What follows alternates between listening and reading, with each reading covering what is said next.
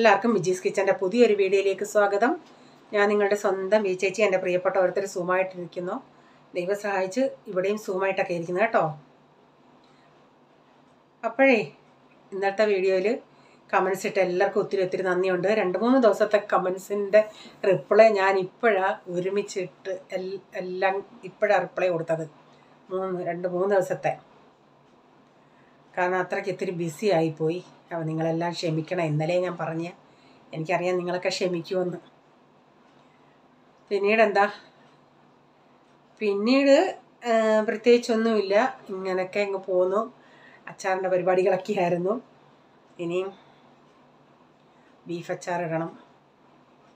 ഇന്ന് പോയിട്ട് ഫ്ലോപ്പായിട്ട് ഇങ്ങ് പോരുന്നു. പിന്നെ ഇന്നത്തെ വീഡിയോയിൽ ഞാനൊരു ടിപ്സ് എന്ന് പറയാനൊക്കത്തില്ല. വേണേ ടിപ്സ് എന്ന് നിങ്ങൾക്ക് ഏറ്റെടുക്കുകയും ചെയ്യാം. അങ്ങനെ ചെയ്യുന്നവർക്ക് ചെയ്യാം. അല്ലാതെ വലിയ സ്റ്റൈലൊക്കെ നോക്കി ചെയ്യുന്നവരാണെങ്കിൽ അത് അവർക്ക് ഇഷ്ടപ്പെടത്തില്ല ചിലർക്ക്. അപ്പം നമ്മൾ സാധാരണക്കാർക്കൊക്കെ ഇത് വേണമെങ്കിൽ ചെയ്യാം. നിങ്ങൾ ചെയ്ത് നോക്കുക. ഞാനങ്ങനെ ചെയ്യുന്നുണ്ട്. ഞാനൊരു സാധാ വീട്ടമ്മയല്ലേ. അപ്പം ഞാൻ ഇത് ചെയ്യുന്നു. ഇതുപോലെ ചെയ്യാൻ താല്പര്യമുള്ളവർക്കൊക്കെ ഇതൊക്കെ ചെയ്യാം. കുറേ കൂടെ സ്റ്റൈല് പോലെ അത് ചെയ്യണമെങ്കിൽ അങ്ങനെയും ചെയ്യാം. അല്ലാതെ ഇപ്പം എന്താ കിട്ടാത്തത് വാങ്ങിക്കാൻ? എന്താണേലും നമുക്ക് പൈസ കൊടുത്താൽ കിട്ടാത്ത സാധനങ്ങളൊന്നുമില്ല നമ്മുടെ വിപണിയിൽ. ഓക്കെ, ഇനി നമുക്ക് അതുപോലെ ഓണമൊക്കെ അല്ലേ വരുന്നത്. വെള്ള നാരങ്ങ അച്ചാർ ഞാൻ കുറച്ചിട്ടായിരുന്നു. അത് കുറച്ചുകൂടി ഇരിപ്പുണ്ട്. അതുപോലെ നെല്ലിക്ക ഇരിപ്പുണ്ട്. പിന്നെ നാരങ്ങ ഈന്തപ്പഴം കൊണ്ടുള്ള നല്ല സൂപ്പർ അച്ചാറാണ് അതുണ്ട്. അത് മെനഞ്ഞാന്നായിട്ടത്. അത് കുറച്ച് ഉണ്ട്. അതങ്ങനെ അധികം ഓർഡർ വന്നില്ലായിരുന്നു. എന്നാലും ഞാൻ കുറച്ച് ഇട്ട് വെച്ചതാണ്. അങ്ങനെ ഞാൻ വേണ്ടിയവർക്ക് ഞാൻ ഇന്ത്യയിൽ എവിടെ അയച്ചു കൊടുക്കും. ഞാൻ ലിങ്ക് വീഡിയോയുടെ താഴെ ഇട്ടേക്കാമേ. നമ്പർ എന്തൊക്കെയാണ് ഞാൻ ഈ പറയുന്നത്? ലിങ്ക്. ഓക്കെ, ഇന്ന് കണ്ണാടിയൊക്കെ വെച്ചിട്ടുണ്ട് കേട്ടോ. കണ്ണ് ഒരു വല്ലാതെ ചിലപ്പോൾ ഇങ്ങനെയൊക്കെ നോക്കണം കേട്ടോ. ഇങ്ങനെ നോക്കിയാലേ കാണത്തുള്ളൂ. പണ്ട് ഞങ്ങൾക്ക് സ്കൂളിലൊരു സാറുണ്ടായിരുന്നു, ഇങ്ങനെ നോക്കത്തുള്ളൂ. ഇങ്ങനെ ഒരു ടീച്ചറുണ്ടായിരുന്നു, പുള്ളിക്കാരി ഇങ്ങനെ നോക്കത്തുള്ളൂ. അത് എനിക്ക് ഇപ്പോഴല്ലേ മനസ്സിലാവുന്നത് അതെന്താ അങ്ങനെ നോക്കുന്നത്. എൻ്റെ എന്താ കണ്ണാടി വെച്ചാൽ എല്ലാവർക്കും കറക്റ്റ് കാണുന്നത്.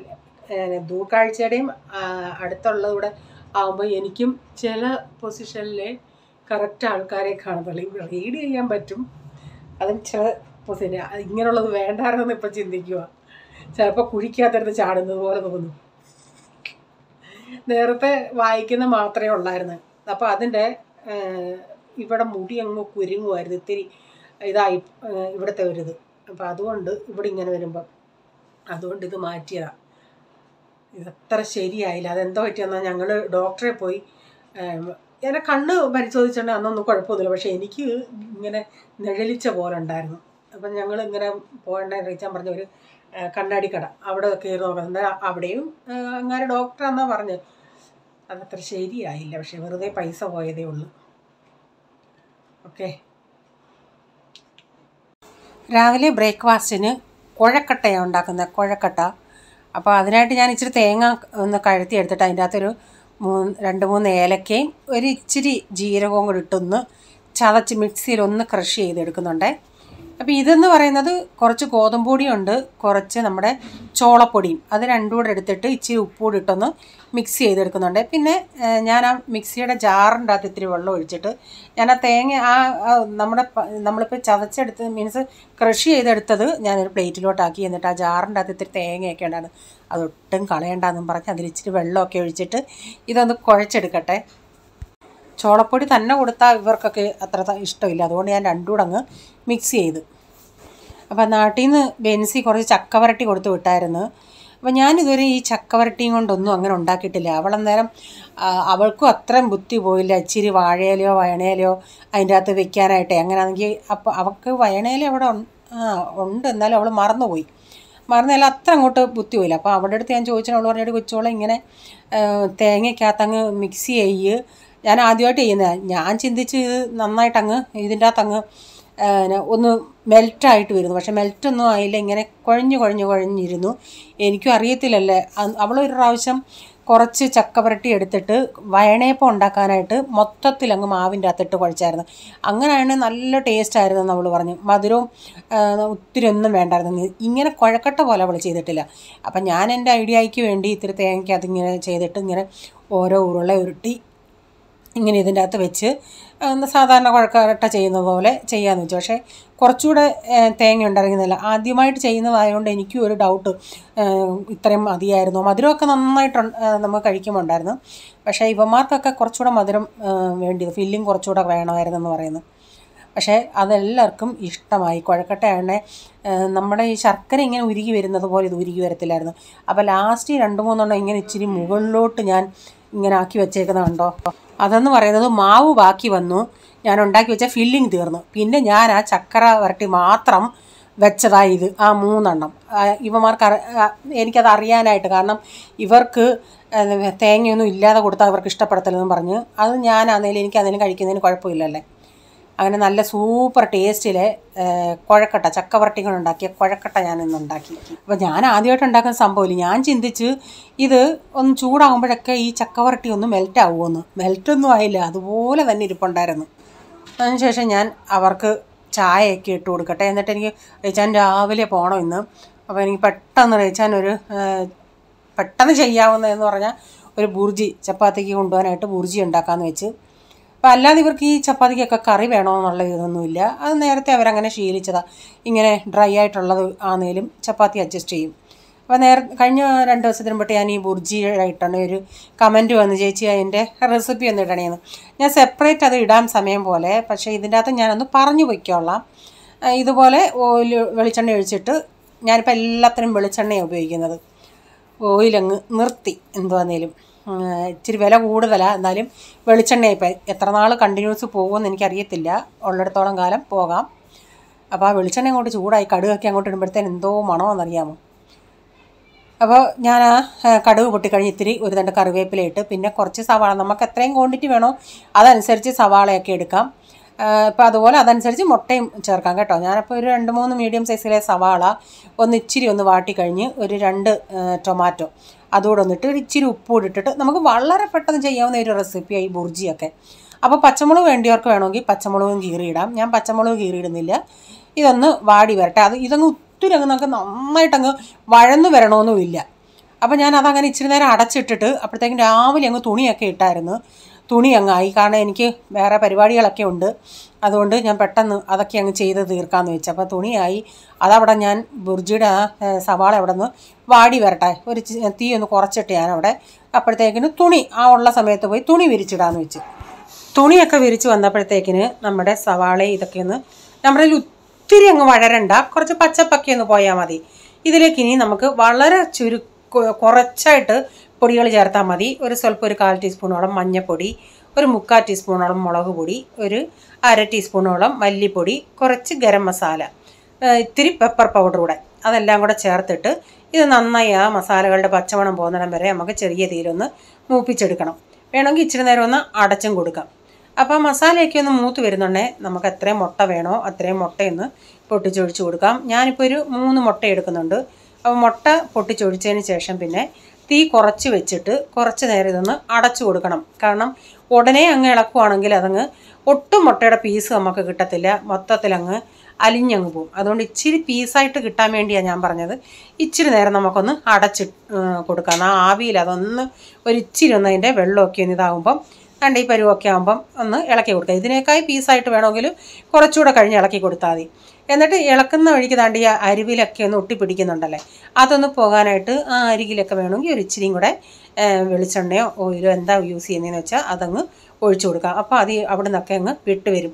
തീ കുറച്ച് വെച്ചിരുന്നാൽ മതിയേ. ഇങ്ങനെ മിക്സ് ചെയ്തിട്ട് അഥവാ മുട്ട വെന്തിട്ടില്ല എങ്കിൽ കുറച്ച് നേരം കൂടെ വേണമെങ്കിൽ അടച്ചു കൊടുക്കാം. അപ്പം ഞാനിതൊന്ന് നന്നായി മിക്സ് ചെയ്ത് ചേർന്ന് ഞാനും ഒന്ന് അടച്ചു കൊടുത്ത്, എന്നിട്ട് ഇപ്പോൾ കുറച്ച് നേരം കഴിഞ്ഞപ്പോഴത്തേക്കിനും നമ്മുടെ ബുർജിയൊക്കെ ഇവിടെ സെറ്റായിട്ട് വന്നിട്ടുണ്ട്. ഇതിപ്പോൾ ഞാൻ ഉടനെ ഇങ്ങനെ ഇളക്കിയത് കൊണ്ട് മുട്ടയുടെ പീസ് അധികം ഇല്ല. ഇത്തിരി കൂടെ മുട്ടയുടെ പീസ് വേണമെങ്കിൽ കുറച്ചുകൂടെ ഒന്ന് മുട്ടയൊന്ന് ഡ്രൈ ആയിട്ട് ഇളക്കിയാൽ മതി.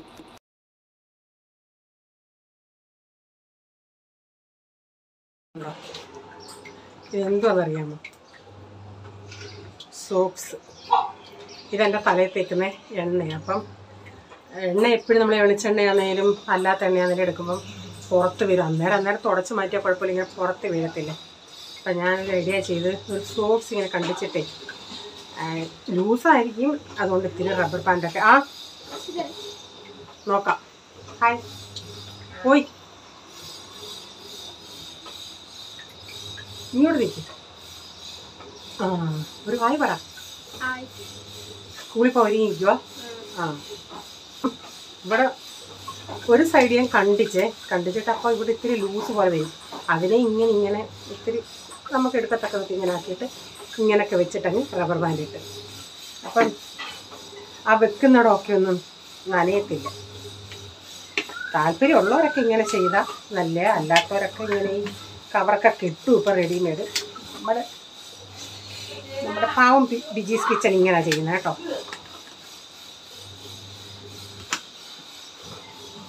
റെഡി. ഇച്ചിരി സൗന്ദര്യമൊന്നുമില്ല. ചക്കക്കുരു മെഴുക്കോർട്ടാനേ അരിഞ്ഞിട്ടുണ്ട്. അതൊന്ന് ഉപ്പി പറ്റിക്കുക. കൊച്ചുള്ളി ഉണ്ടെങ്കിൽ അതാ നല്ല. എൻ്റെ ഈ കൊച്ചുള്ളി ഇല്ല, സവാള 2 അരിഞ്ഞിടുക.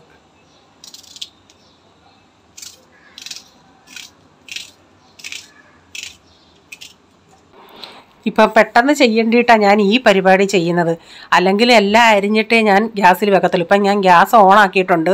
അതിൻ്റെ അകത്ത് പെട്ടെന്ന് ചക്കക്കുരു ഇച്ചിരി വെള്ളം ഒഴിച്ചിട്ട് അങ്ങ് കൈയും കൊണ്ട്, ഇപ്പം ഫിംഗർ ഇടാതെ കാണുമ്പോൾ ചിലർ പേടിയാവുന്നെന്ന് പറയും. അമ്മക്കൊക്കെ അങ്ങ് ശീലമായി. പക്ഷേ ഞാൻ പല റെസിപ്പികൾ ചക്കക്കുരു കിട്ടിയപ്പോഴത്തേക്കിന് അത് ചെയ്യണം ഇത് ചെയ്യണമെന്നൊക്കെ മനസ്സിലുണ്ടായിരുന്നു. പക്ഷേ 2 റെസിപ്പിക്ക് വേണ്ടിയുള്ള ചക്കക്കുരു ഉള്ളായിരുന്നു. ഇതിങ്ങനെ മെഴുക്ക് പുരട്ടുന്നത് ഇവിടെ റീച്ചാന് ഭയങ്കര ഇഷ്ടമാണ്. അതുകൊണ്ട് ഈ തേങ്ങാക്കൊത്തൊക്കെ ഇട്ട് കഴിക്കുമ്പോഴേ നല്ല, അതിൻ്റെ ഇടയ്ക്ക് ആ തേങ്ങാക്കൊത്തൂടെ എടുത്ത് കടിക്കുമ്പോഴത്തേക്കിന് നല്ല ടേസ്റ്റാണ്. നല്ല ചക്കക്കുരുവായിരുന്നു. ഇല്ല, നമ്മളില്ല കിട്ടാതെ നമുക്ക് ഇരിക്കുന്നത് കൊണ്ട് ഇത് ഭയങ്കര വാല്യൂ ഇതിനും. പക്ഷേ നാട്ടിലുള്ളവർക്ക് അതിൻ്റെ വില അറിയത്തില്ല. കാരണം അവിടെയൊക്കെ വെറുതെ കളയവല്ലേ. ഇതൊക്കെ പണ്ടുള്ളവർ ഇതെല്ലാം കഴിച്ചുകൊണ്ടിരുന്നത്. അപ്പോൾ ഉള്ളവർക്കൊന്നും അസുഖമില്ലായിരുന്നു. ഇപ്പം ഇതൊക്കെ പച്ചച്ചക്കയൊക്കെ ഷുഗറുകാർക്ക് വളരെ നല്ലതാണ്. അതിൻ്റെ പൊടി ചക്കയൊക്കെ ഉണക്കി പൊടിച്ചല്ല ഇപ്പം വിപണിയിൽ വരുന്നത്. ഷുഗറുകാർക്ക് ചക്ക പൊടിയും കൊണ്ട് എന്തെല്ലാം ഓരോ ബ്രേക്ക്ഫാസ്റ്റും അങ്ങനെയൊക്കെ ഉണ്ടാക്കി കഴിക്കുന്നത്. മഞ്ഞൾപ്പൊടി, ഉലുവാപ്പൊടി, മല്ലിപ്പൊടി, മുളക് പൊടി ഇതൊന്ന് ചൂടാക്കി എടുക്കട്ടെ.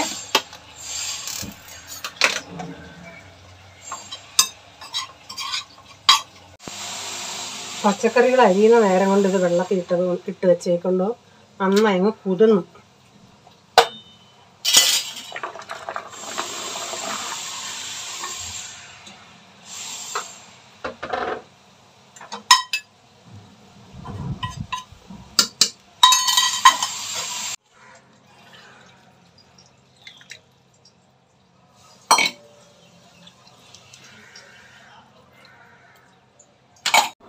സാമ്പാർ പൊടി ചേർക്കാത്ത സാമ്പാർ ഉണ്ടാക്കുക എന്നും നിങ്ങൾ കാണുന്ന ആരേലും പുതിയതായിട്ടുണ്ടെങ്കിൽ ഒന്ന് പറഞ്ഞതാണ് കേട്ടോ.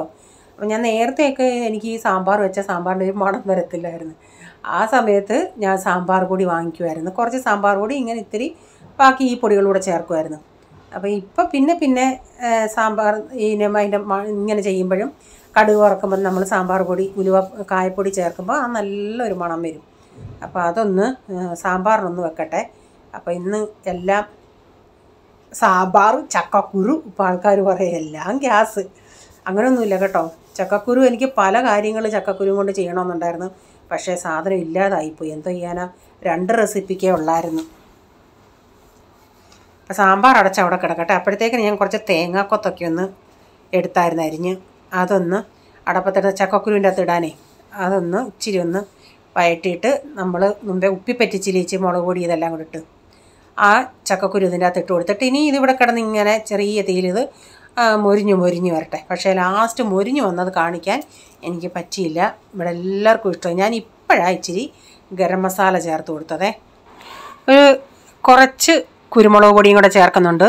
നിങ്ങൾക്ക് ഈ കുരുമുളക് പൊടി ഒന്നി ഉപ്പി പറ്റിക്കുന്ന സമയത്ത് ചേർക്കാം, അല്ലെങ്കിൽ ഈ സമയത്ത് ചേർക്കാം. ചക്കക്കുരുവിനൊക്കെ ഇത്തിരി കുരുമുളക് പൊടി ചേർക്കുന്നതൊക്കെ നല്ലൊരു പ്രത്യേക ടേസ്റ്റ് കിട്ടും.